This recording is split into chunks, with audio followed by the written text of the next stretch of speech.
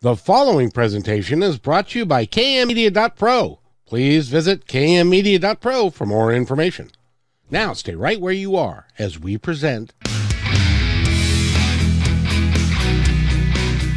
Welcome to Positive Talk Radio, evolving ideas, one conversation at a time. Great guests, dynamic stories and interviews, plus new thoughts on a wide range of topics and concepts. I hope that you'll hang with me, Kevin McDonald, my friends, and of course, you. As together we work to understand why we are all here and what we can do to make our world a better place for all of us. To be happy, be kind, and live in peace together. Yep, that's Positive Talk Radio.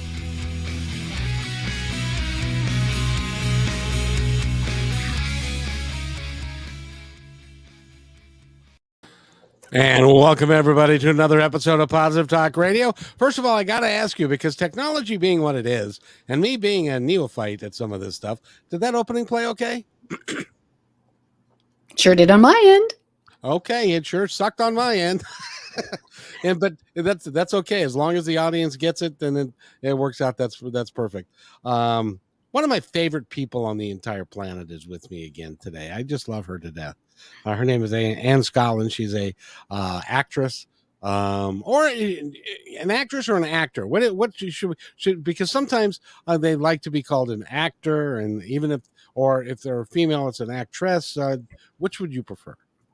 Yeah, so that's a good question. So I first started with actress, and then I thought, I don't know, there's sort of like it's really old school connotations at this point around an actress, and kind of like, there's this old sort of sense that they were of maybe questionable character sometimes. I don't know, ask my mother.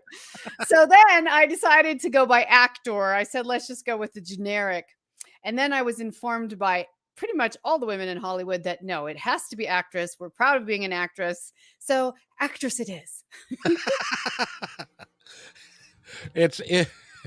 It's amazing. Just a simple word like that, and it draws up all sorts of different things from our past and where we came from and all that kind of stuff. So Totally right. She is an actress. She's an author. She's a podcaster, and she does wonderful work. She's a wonderful lady, and she actually has mailed me the book that I'm going to be reading as soon as it gets here. And I thank you for that very much. Yes. I actually forgot we were meeting today. I hadn't consulted my calendar, and I was like, oh, this is great. He'll have it before we talk next time. And I'm like, whoops. Oh, well, next time. We'll have it when we talk next time, because you are coming back again. Yay. Now you've evolved. I don't know if evolved is the right word. I am evolved, Kevin. I'm very highly evolved. Thank you. You're welcome. But you've transitioned from being an actress to doing much more than that. And where did that transition come from? Wow, it's so interesting. So I think I was we've talked some about my past on this show in previous episodes, and just how I came from an extremely remote, conservative, and isolated upbringing. And some of my natural talents, which were encouraged in the environment that I was growing up in, was leading, teaching, mentoring, maybe even nurturing. And so those were also some natural gifts I think I was born with. So along my variety of careers and life journey, that kept coming back in. So even when I was acting in Hollywood, and still do, in fact, I had a great audition this morning for a Netflix feature. So we'll see how that goes. Good luck. Good luck. Thank you. So in Hollywood, I had a studio reach out to me to help them teach. So we were teaching newer actors. And I was also teaching them the business side of acting, because as you know, I'm an entrepreneur. I've been in business for myself almost my whole life. And so I said, sure, absolutely. Why not? And that evolved into coaching actors, both in the craft, but also in the business side. And I realized that was just a really natural gift, like training, coaching, consulting. Those were all hats that I wore with ease. So once I realized that in order to really, pay the mortgage, I would probably have to make more than just teach a handful of actors. And those of us who have been through the starving artist phase totally know what that means. I decided to reach out and get certified at the College of Executive Coaching and Transition because I loved what I was doing so much. I said, I want to bring this into the world of entrepreneurs, into the world of corporate. I want to bring, and that's how my brand was really born around. I got enormous amount of training in emotional wellness. And as you know, my book is called Live for Joy. So bringing joy into people's lives and helping them live a more joyful, happy, fulfilling life. And in however they decide to do that, that doesn't mean they have to go into the mountain someplace and meditate 20 hours a day. You can be a corporate executive, but you can still have joy in your heart. Absolutely. Or you could meditate for 20 hours a day. No judgment. Exactly. Everyone is different. No one diet fits all, right? People derive joy from many different things in many different ways. But I do find, especially among ambitious entrepreneurs and corporate people who I work with frequently, they get so into the game, plus they've got the mortgage, plus they've got the spouse or whatever, significant other, plus they got the kids, plus, they got the 3 dogs, at some point, the things that brought them like really personal joy just for them get left by the wayside because they become considered non-essential. They're just not essential for survival. Right. So people forget that they used to love to paint, or that they used to love to write, or they always wanted to write that screenplay, or just how can they practice business differently that brings them more joy and makes them less stressed, like just learning to incorporate healthy habits into life to find their joy. So it's really creating awareness and then giving them tools.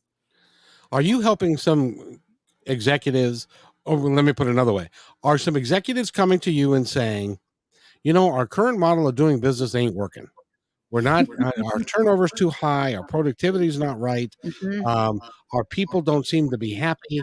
What am I doing wrong? Are you able to go in and say, okay, here's what you got to do and stuff? Yes. So myself, and then I also have associates that I work with as well that can come in depending on what kind of strategic part. If they're looking for a specific consulting around business strategy, I work with people who come in and work hand in hand with me. If they're looking to raise the level of performance through, employee satisfaction, overall employee contentment, and their satisfaction with their job experience, then yes, I can come in. Ideally, we work with management on one side. I work with the rest of the company on the other side, and it's a 2-prong. So management gets trained first in what we're training everyone else. And they get extra training in why it's so important and how it's dramatically it affects their bottom line. And then we go and work with the rest of the teams to help them realize that they can build better practices into their everyday life, into their teamwork, into their remote work. And that just because you have a job and you have a life, it doesn't mean you're 2 people. We're all one. So a healthy, happy person makes a healthy, happy employee, vice versa. So kind of addressing the whole person and just like really about being healthy. And being healthy means like feeling your best, living your best, working your best. Why not? Absolutely. I was shocked the other day. I was reading an article about, a lot of companies have gone to remote work during the pandemic, and this one company decided, well, you know what, the pandemic is waning now, so we're going to get back to doing business the way that we've always done business, and so we're going to eliminate the work from home stuff.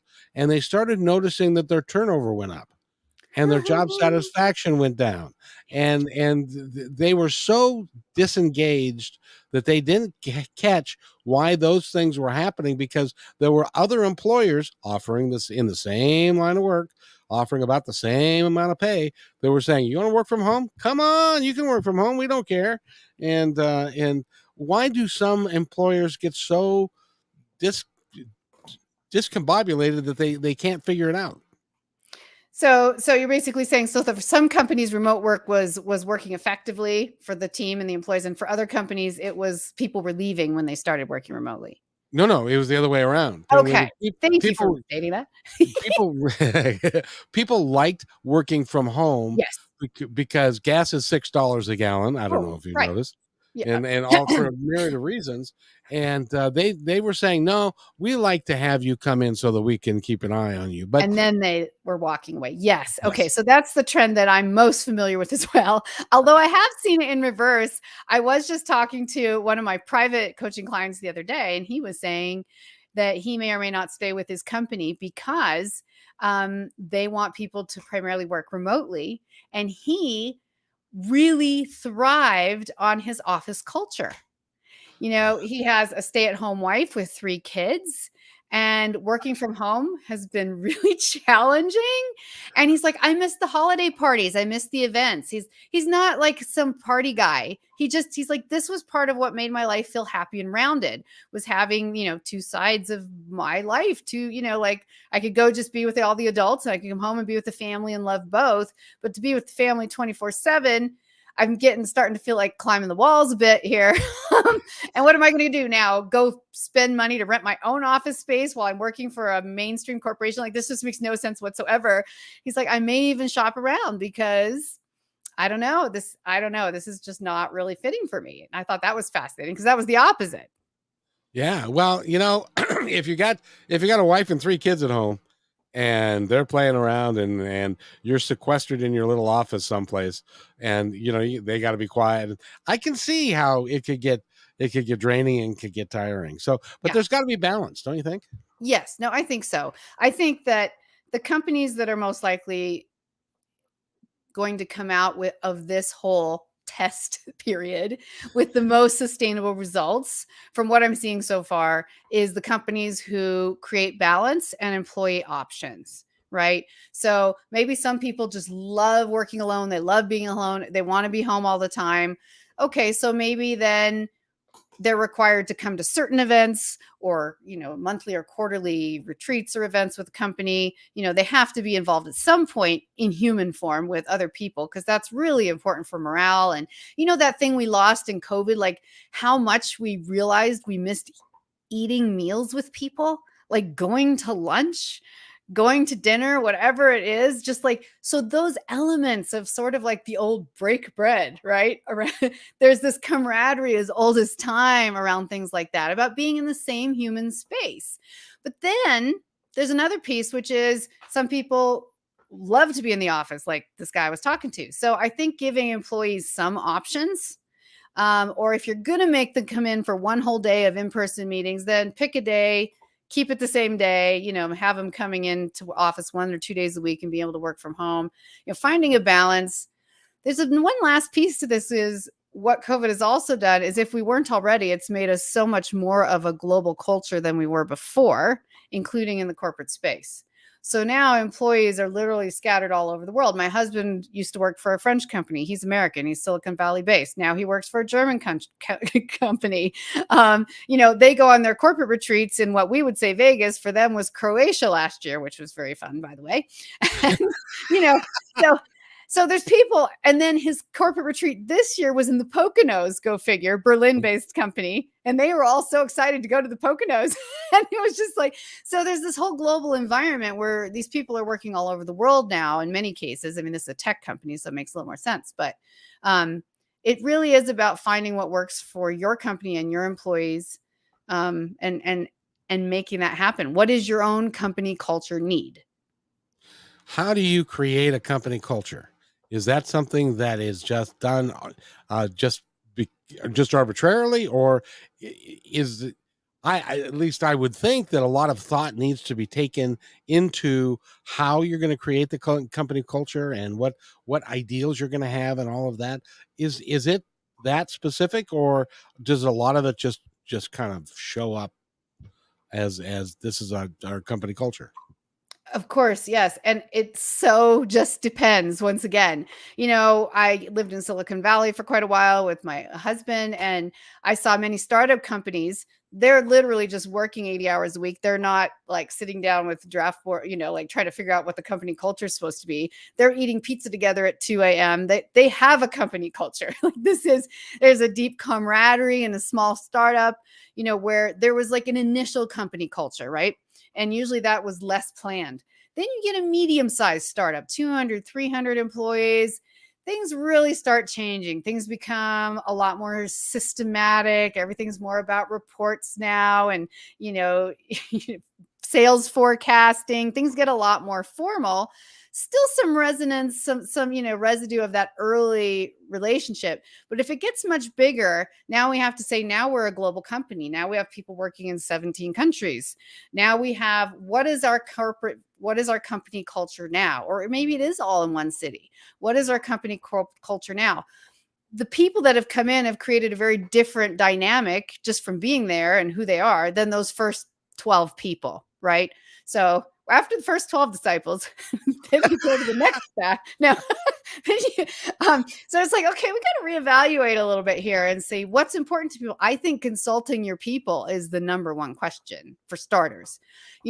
Asking in within each team, asking, everyone hates like getting an email survey. So asking people in person, taking surveys, whatever it is, what is most important to them? What's more valuable to them? Working less hours or having more office amenities? What is more valuable to them? Working from home more or working in the office more? What is more valuable to them? Do they some people love corporate events and parties. Other people dread them with like the most deep dread. So then you take an average of all that and say, okay, now let's bring our mission statement, our vision statement into this. Let's have each person create their own mission and vision statement, both for themselves. This is kind of work I would do, both for themselves as an individual, and then also as part of how that fits into the company mission and vision. And then let's start creating something that makes people excited to get up and go to work, whether that's at their desk across the hall or whether that's at the office or whether that's, 6,000 miles away. I got to ask you, because it seems to me, and it's been my experience, that the entrepreneur and the corporate presence are two completely different animals. Yes. How do you coach somebody who's an entrepreneur, who's taken it from one guy, one employee, and is starting to grow and it's starting to really, how do you encourage them to make that? Because there is a switch that's got to be made, because you can't do everything yourself. Right. So how right. do you, go ahead. Yeah. So what was the last thing? How do you coach somebody to make that transition? Mm-hmm. So, if I'm fortunate, it's always it's extra fun when I get to work with someone who's just doing individual coaching first. So they've been coaching around their own personal journey, both personal and professional, time management, task management, like how can I maximize my life as I'm basically becoming an executive, as I'm a startup entrepreneur. So sometimes I get fortunate to have that base, and that's really fun because you've developed a rapport, and it's really exciting to see them grow. Like, it's so exciting for me to become their biggest fan. You have no idea. I get so excited when my clients are succeeding. But yeah, then when they're ready to grow, that kind of transitions into, something else I also do, which is leadership coaching. So you might still have some bits and pieces of that personal coaching, but a lot of it has to do with strategic leadership. How do you learn to be a leader if that's not something that naturally is in your toolbox? What if you're an introverted kind of person, but now you have a company of 20 employees? How do you, what is that persona? How much, if you don't like really hanging out with people, how do you create enough accessibility so people don't think you're being stuck up and elitist? If you love hanging out with people, how do you isolate enough to get your work done? I mean, there's just all these questions, like, how do you find the balance in leadership? How do you set the tone for your company? How do you interact with your people to decide, like we just said, what kind of company culture you want, what they want, what's really going to affect the bottom line? And overall, the best bottom line is, if you're happy, if they're happy, and you have a product you're passionate about, that's a great culture. How did you get so smart? Oh dear, don't ask my mother. She called me smarty pants from, I think, day 2. I'll say. Well, because you're really gifted at what you're talking about. You understand it, and you were an actress, and you're an author. So you really are passionate about all of this, and you really work at it every day, don't you? I do. I'm constantly learning. I'm constantly growing. I love people. I just love people. That may have something to do with growing up in such an isolated environment, or that I was just a natural people person when I was born. But yeah, I love working with people. I love seeing people happy and healthy and productive. And like, I really mean that, not just because, I mean, there's a million jobs I could go do and probably do decently at quite a few. But I love bringing people into the best part of themselves and they're living in that fullest place. Because I've been in some really crappy places in my life and different journeys and crashed and burned several times. And, it's like I know what it's like to live when you're stuck, when you feel trapped in an environment that's not healthy, whether it's personal or professional.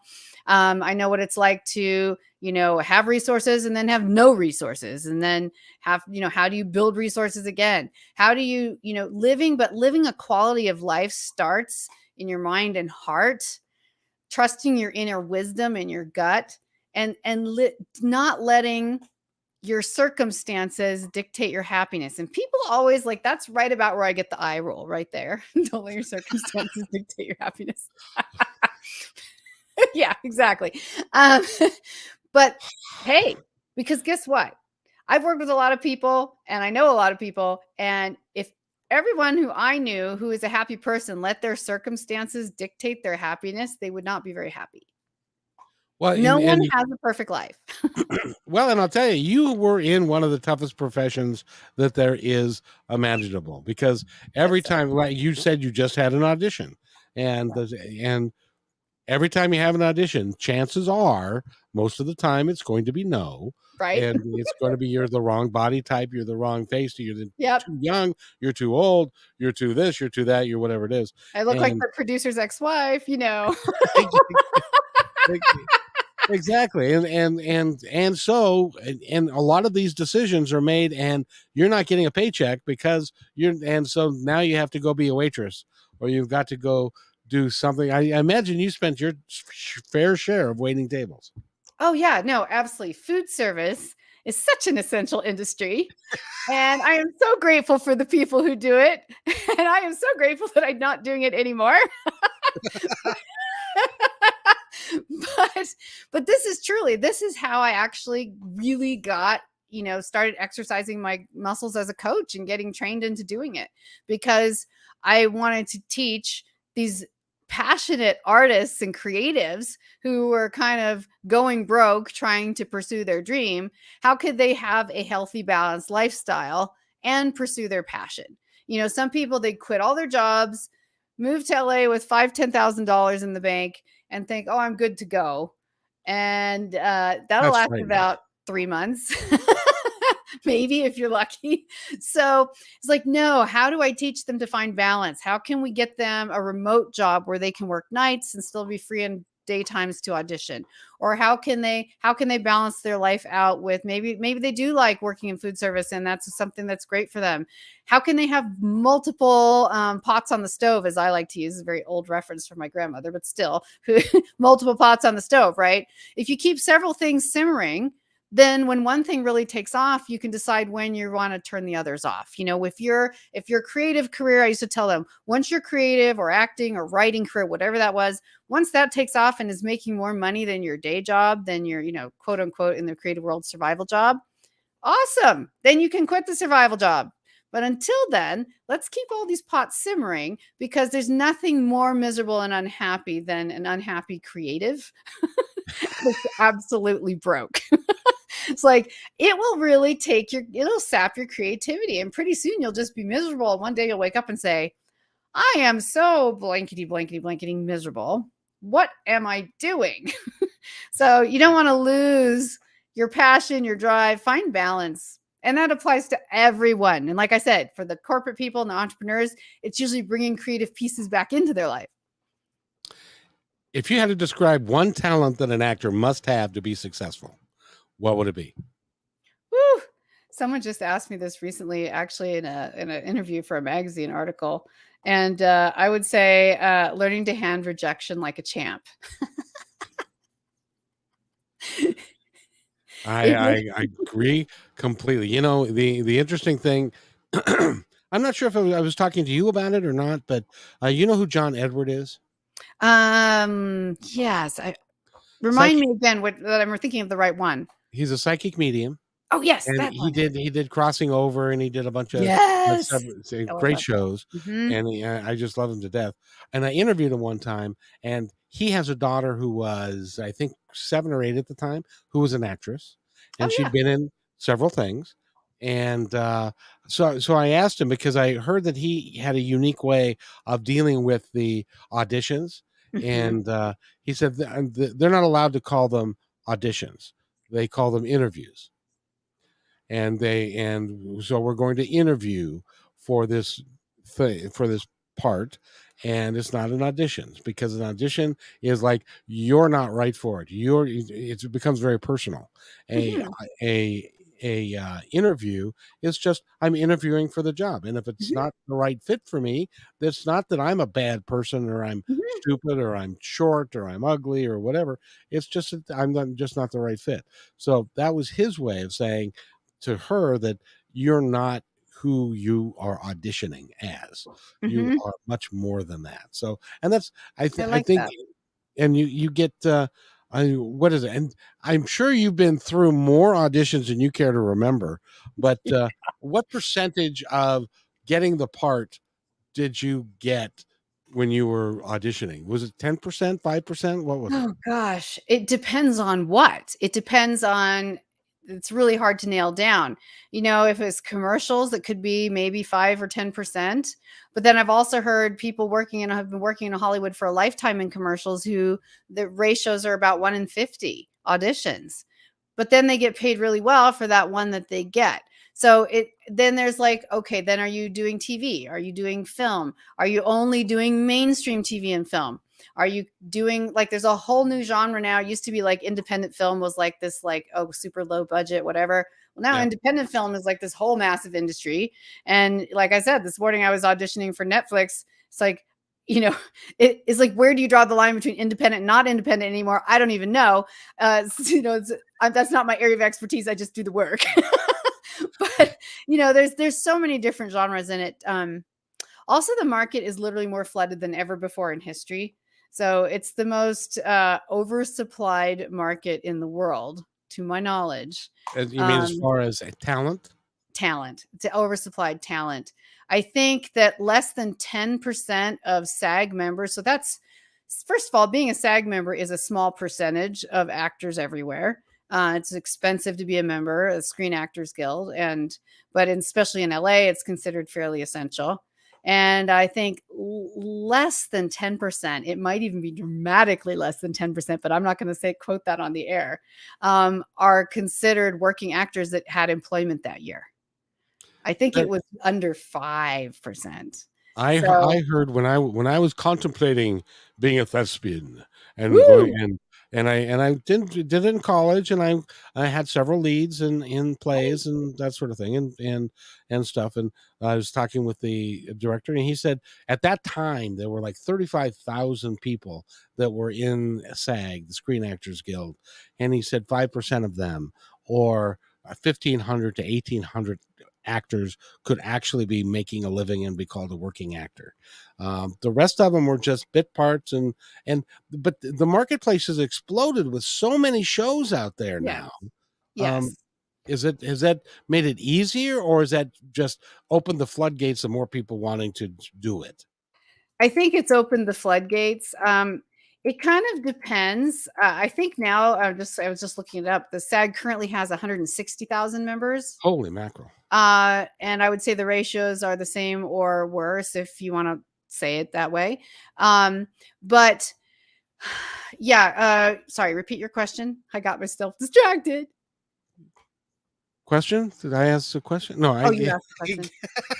no, I asked. It was. Let's see. That's going Oh, back. Let's re-roll the tape. Let's yes, take reroll. We'll just start over. It was my bad. I dropped the ball there because I was that. I was That's looking all up right. numbers for you. But yeah, like how many people are actually employed, and the numbers game really works against you in that industry. So when people come to me and say, "Hey, my kid is getting into acting. Could you give her some advice? Or my teenager or my college student is getting it, and give her an advice. Maybe is there anybody that could help? And of course, I always want to be helpful, but I also actually kind of take pride in being a very kind realist as well. Like, again, let's not just go into this assuming that it will work out. Let's actually look at the numbers. Let's actually, and not as a reason to discourage, but as a reason to say, how can I play the long game?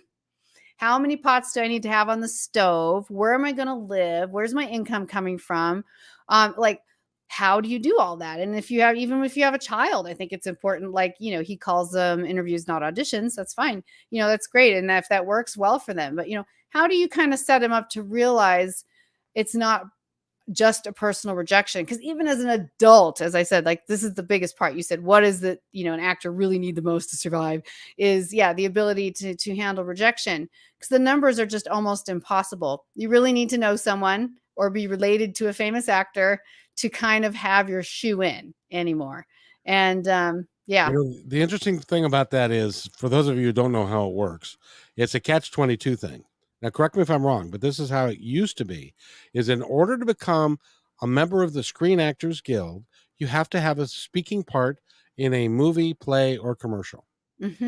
But in order to get a speaking part in a play, commercial, or show, you have to be a member of Screen Actors Guild.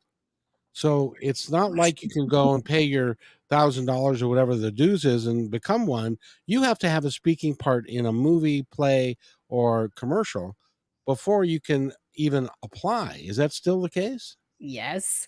Even that's a one-off. And now you have to, I think, have 3 speaking parts. Oh, geez, that's even worse. You kind of work up a ladder of checklists. Like, the first one is the hardest one to get, and then the second, and then the third, and then you actually qualify.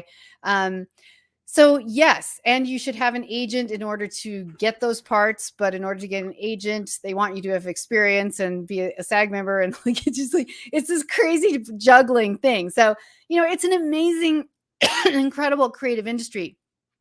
But to survive in it now, you really need to be a multifaceted person. You need to be what we call in business have a portfolio career. That's what I have. I used to do, 90% acting and 10% my other business. And, now those numbers switch. I don't know which is 60-40, maybe. I don't know which is which.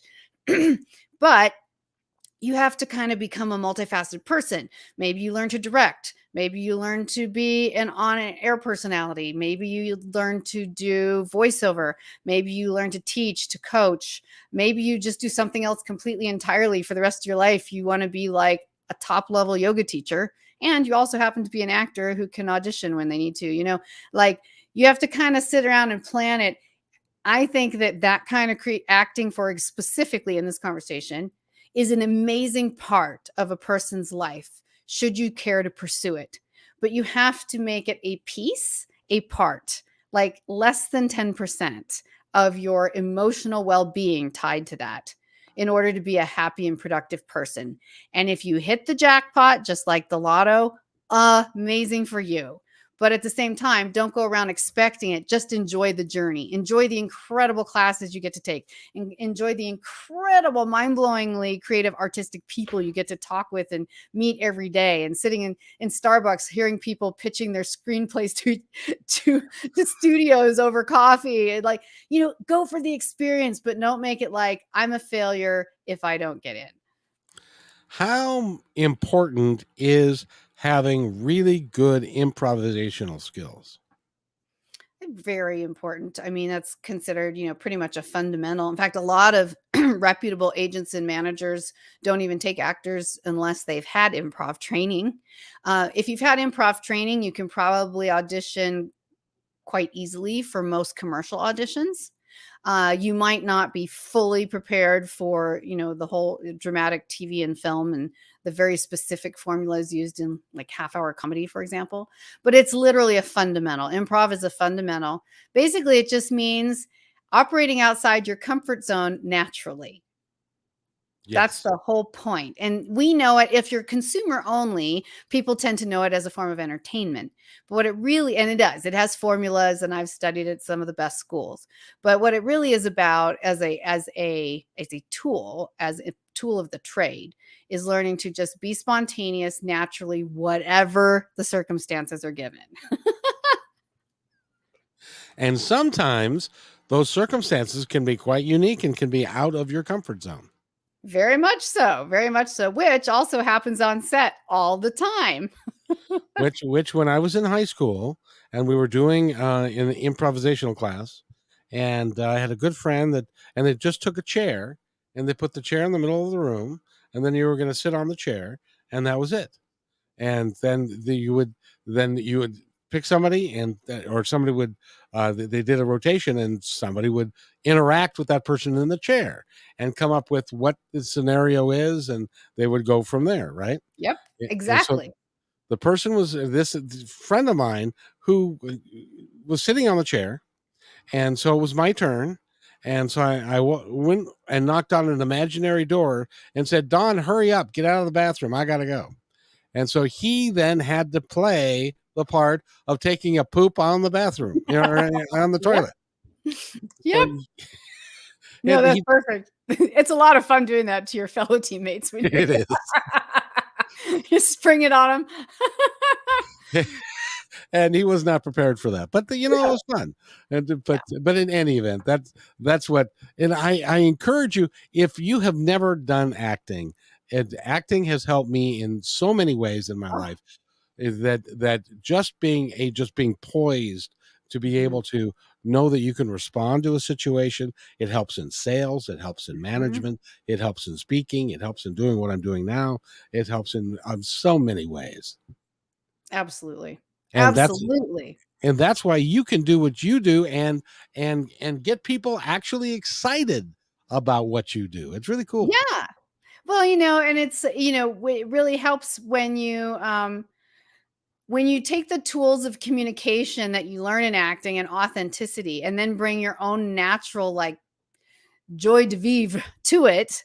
It's a great formula, right? Like, I literally do love my life. I really do love people. And sometimes I get my feelings hurt when people will say, like, well, I don't even know if she's genuine. Like, she's an actress too. Like, how do you even know? And I get really offended because I'm just like, man, dang it. I was like 100% being authentic with you in that moment. Like, bonding with you. And just because I look like I'm happy, but a lot of people don't like happy people.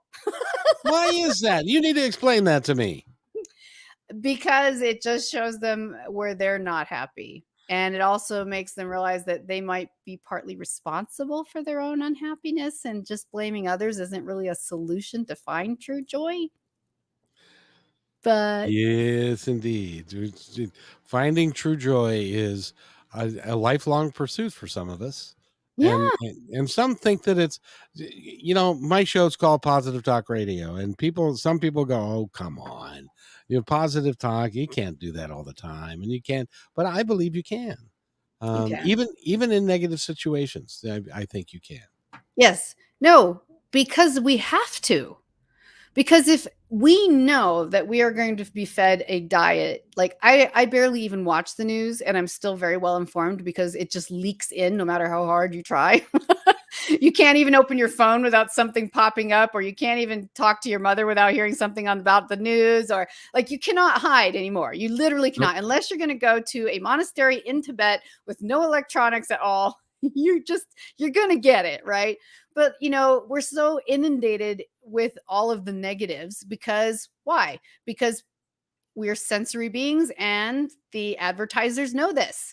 The more negative the story, the more traumatic the story, the more dramatic the story, the more people are going to kind of gawk and watch and see the advertisements. So positive stuff gets less advertising dollars in some sense, because people are attracted to moaning and groaning, and how miserable we all are, and how the world is getting to be a worse place. And I'm like, hold on just a minute. I just had a conversation, like, last week with a great academic friend of mine who, we were in college together, and she came to visit for a few days, and we were talking about how the world is really getting to be a better place. and how she even talks about this with her students, because her college students, 18, 19, 20, 21, they're like, the world is all going to in a handbasket, and like it's all over, and we'll be lucky to still be here in 10 years. And she's like, no, wait a minute now, wait a minute. And start kind of breaking down the realities of, she and I both studied history in college. So, looking at the past, understanding how things used to be, even 50 years ago, even a century ago, and where they are now, or even, in law, in women's rights, in any kind of, emerging minority or majority rights, all of our differences, right? There's so many more opportunities. Like, we're constantly growing and changing. It's a less brutal world than it used to be. Does it perfect? No. But, I'm a woman, so I'm going to say that it matters to me that, and shockingly so, that it wasn't until the 1973, I think 1970s, where a woman could challenge her husband legally for abusing her. Yep. Because it was considered just normal to smack a wife around, to take her without her consent, any of this. What?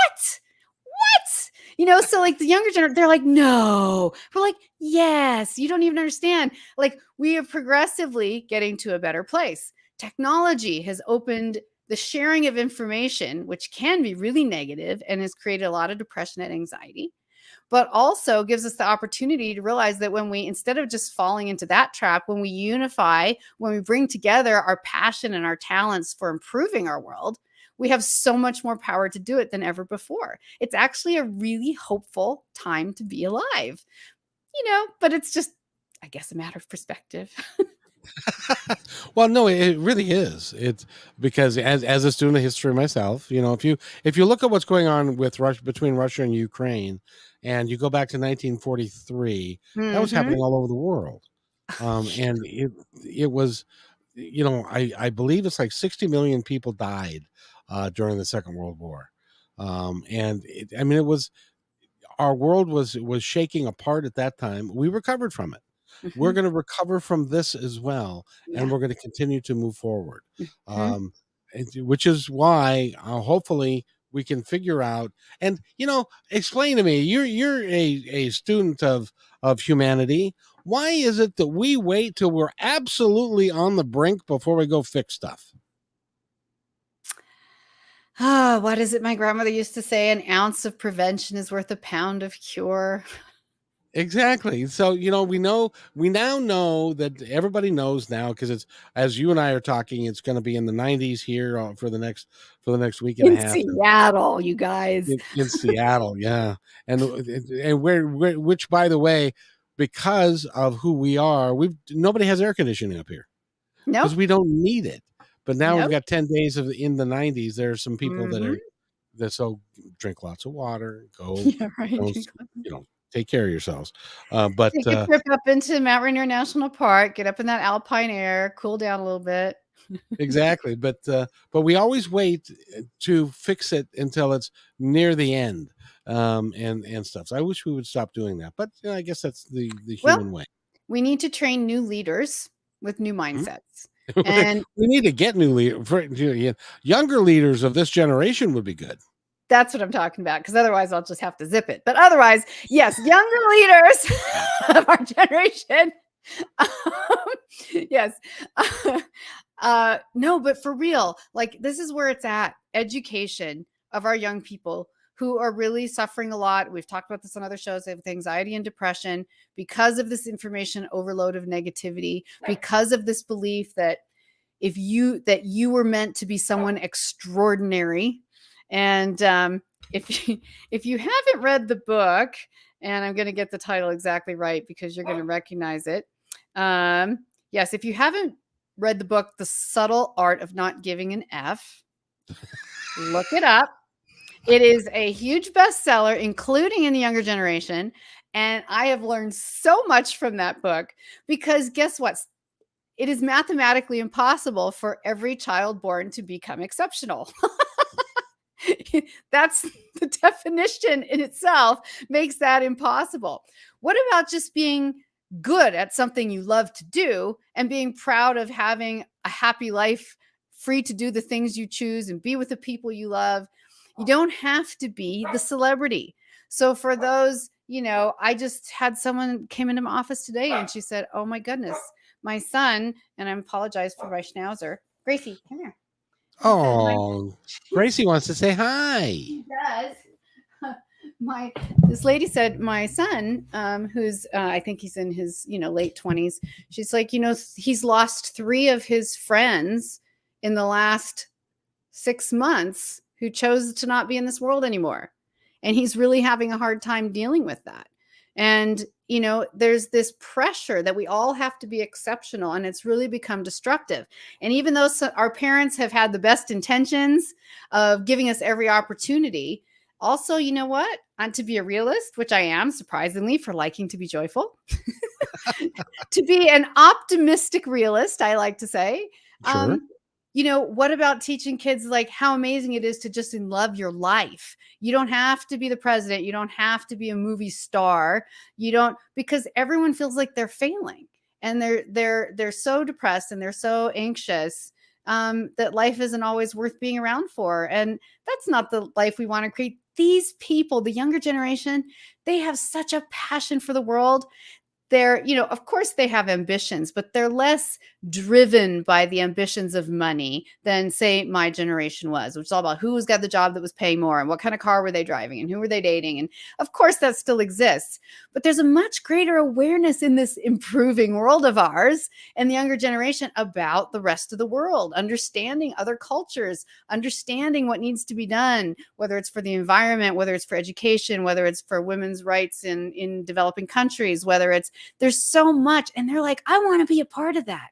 And we need to tap into that and let them realize that if they want to really be exceptional, instead of having to become a famous actor, what if they just learn how to teach kids in Rwanda to start businesses? Do you know how much, probably, I'm just going to say, even for myself as an actor, more satisfying truly in the end that is to see those lives transformed? And if you happen to like acting and tell stories and you get to do that for part of your life, that's freaking amazing. But how about finding those fulfilling places where you just enjoy your life and you're not measuring yourself by anyone else's standard?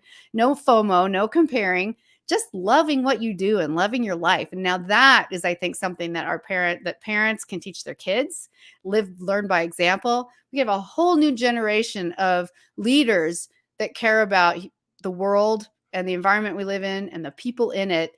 But they need our love and attention right now. They do. But you're absolutely right, is that it doesn't matter, really, honestly. At the end of the day, we're here for such a short period of time. It doesn't matter that you have to excel at everything. If you are excelling at being kind to yourself and being kind to other people around you, that's enough.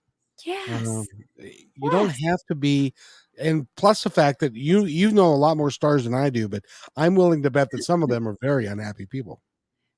It's a brutal life. And, since I work so much around self-development, personal development and self-improvement, you certainly realize that it's our own self-image is really what gets us in the end, either way. You can win $1 million and fall apart because it's so out of your comfort zone, or you can lose a job that makes hardly anything and fall apart because that's out of your comfort zone. You could be famous, you could be not. It's anything. It's really about, how do you believe yourself to be? And what about living the best version of you that feels natural? What is the best version of you that feels natural? Where do you feel at your best, your most energized, your healthiest? It doesn't mean that just because you're really naturally good at video games, that's all you should ever do. But maybe creating video games could be an incredible career, but what makes you happy and passionate? And guess what? And I would say this too, for the younger generation, it doesn't have to be your profession. You can have, as I've said already, you can have your day job, your job that's okay, kind of, but definitely pays the bills, which is great. Makes you secure. You can afford your car, you can afford your house, you can afford all your basic needs. And then in your free time or evenings and weekends, you're doing some passion project or humanitarian project or art project, or you're taking acting classes that just makes your life literally worth living. Your career doesn't have to be the only place where you can live out your passion. So find the balance and give yourself a break already. Yeah, absolutely. And by the way, I can't think of anything better than having a job, doing what you're doing, and then acting in community theater. They don't make any money doing that, but they get the joy of creating. And Yeah. that really is, it's money be damned. It has nothing to do with it, really. It's the joy of creating. Yes. Yes. And this is my whole life. This is why I pursue my profession, as an emotional wellness specialist, and all the things that I do, my book, my writings, all of that is because it's a balance. And I keep acting and I keep my agents because I also love it and I have a commitment to it, and I still get to audition and act, and it's amazing. But it doesn't define who I am anymore, because as a younger actor, it did define who I was, and I was extremely unhappy because I just felt like I was such a loser because the numbers are freaking impossible, right? So it's kind of like the lottery. You got to be prepared to win, or buy the ticket, if you will. I don't encourage lotteries, but anyway, my husband plays them. I don't. It's okay. It's a family Well, thing. tell him tell him thank you for paying more taxes. So that's what I tell him. I was like, thanks for supporting our infrastructure. But yeah. No, it's I, in all the studying that I've done, and I think then one of the reasons why, by the way, we're talking with Anne Scottlin. She's got the wonderful book that is called Live for Joy. Live for Joy. It's in the mail. It's coming to me. I'll be getting it soon. Yay. And Live for Joy, because at the end of the day, when you're, I don't know, when you're 80, 90 years old, and it's your time to leave the planet, and you've worked your butt off all that time, and you've earned a buttload of money, and or you haven't, and you're still unhappy, you miss so much if you can't live with joy. If you can't just enjoy every day. When you walk outside, just enjoy the surroundings. Stop and look around. A lot of us don't even do that. Yes. No, life is worth living, and that's the whole point in every teaching that talks about being present. It's not about necessarily being present in the negative, but being present in the positive and learning to focus on what you really enjoy. And if you want to find, how can you become more aware of your joy? What's giving it to you and what's sucking it away, right? If you want to become more aware of just how you notice life and how that can improve and create more joy for you, then I also always give my free gift to all of Kevin's people, which is a 1-week joy journal. It's 2 questions in the morning, 2 questions at night. There's not a lot of writing.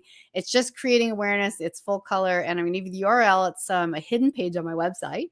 It's www.annescottlin.com/joy journal. So that's ANNESCOTTLIN.com/joy journal. You can print it out and handwrite in it. It's colorful, it's beautiful, or you can type in it digitally if that's your jam, and give it a test.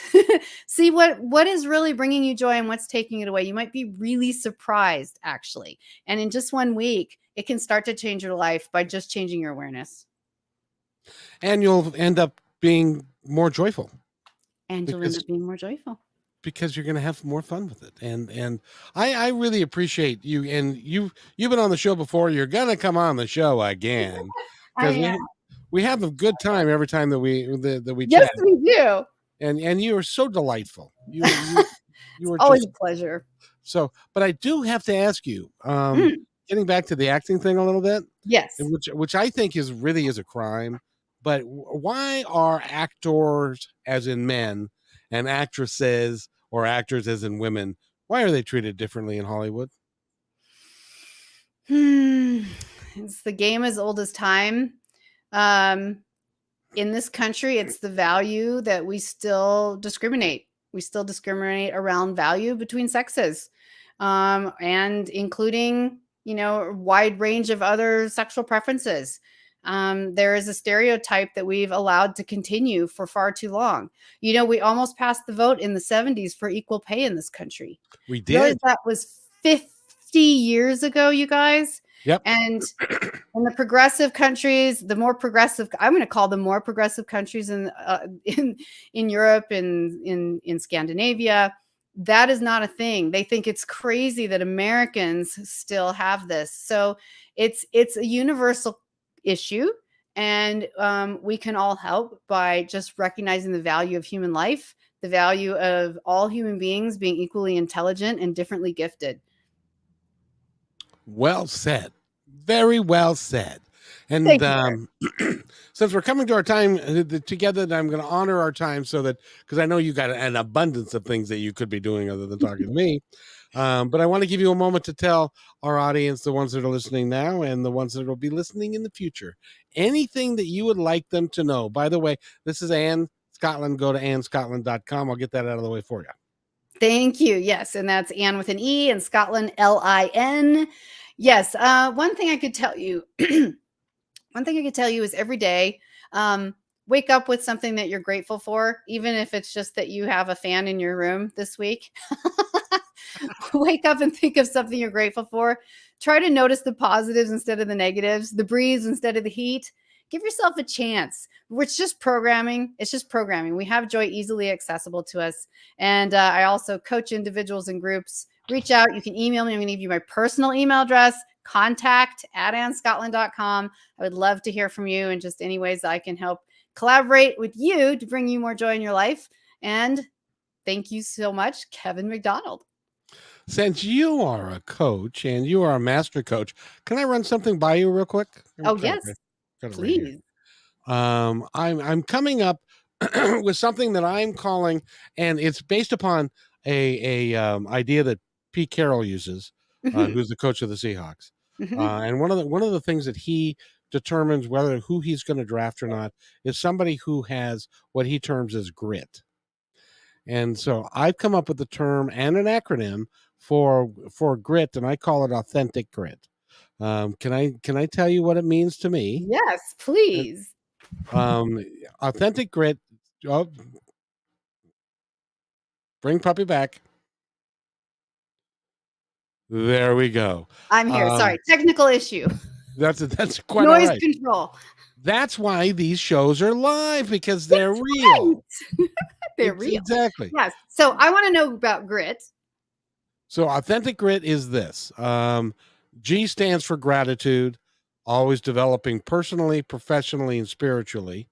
R stands for resilient, never quit, strength of character, positive, passionate, and humble.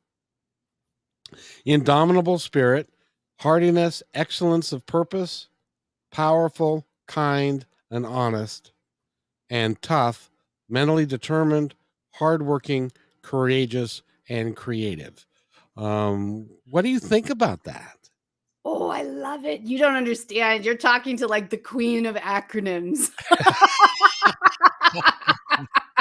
Words make me so happy.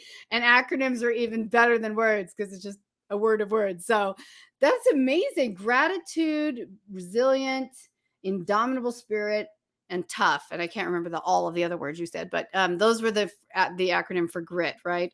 Correct. I love that. Because grit is, and by the way, some people are born with grit. That means that they're just tougher than others. It is something that can be attained and it can be learned. But grit also, in and of itself, can also be used in a negative way. Yes.